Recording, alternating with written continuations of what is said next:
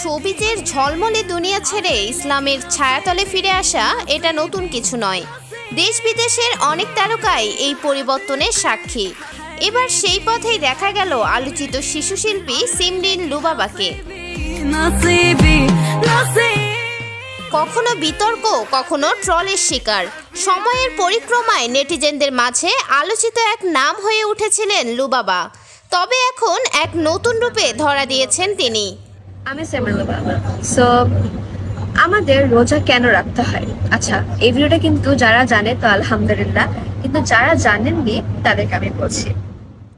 ইসলামের পথে নিজেকে সম্পূর্ণ সঁপে দিয়েছেন লুবাবা, কিন্তু থেমে যাননি। এখন তিনি নিয়মিত ফুড ও ট্যুর ব্লগিং করেন। ইসলামিক ফ্যাশন ইনফ্লুয়েন্সার হিসেবেও হয়ে উঠেছেন জনপ্রিয়। আচ্ছা, রোজা রাখা মানে কি? না খেয়ে থাকা, সারাদিন ঘুমায় থাকা, শুধু নামাজটা পড়া, আর হচ্ছে আমরা তো একটা ব্যাড হ্যাবিট থেকেই যায়, যেটা হচ্ছে গান শোনা, নাচা। সম্প্রতি এক সাক্ষাৎকারে লুবাবা শোনালেন তার এই পরিবর্তনের গল্প, শোনালেন পরকালের কথা। লুবাবা বলেন, আশেপাশের মডার্নদের মতো ফলো করতে গেলে আসলে আমরা আমাদের লক্ষ্য পরকাল ভুলে যাই। মিডিয়াতে কাজ করা যায়, কিন্তু ইসলামের যে গাইডলাইন, যে উদ্দেশ্য, সেটা অনুসরণ করাটা অনেক বেশি গুরুত্বপূর্ণ। ইসলামের পথ বেছে নেওয়াটা আমার জীবনের বেস্ট ডিসিশন। তাদের জন্য আছে জান্নাত। আল্লাহ আমাদের কত ভালোবেসেছে। আল্লাহ সুবহানাহু ওয়া তাআলা হচ্ছে রসুল, তার কিতাব, হাদিস।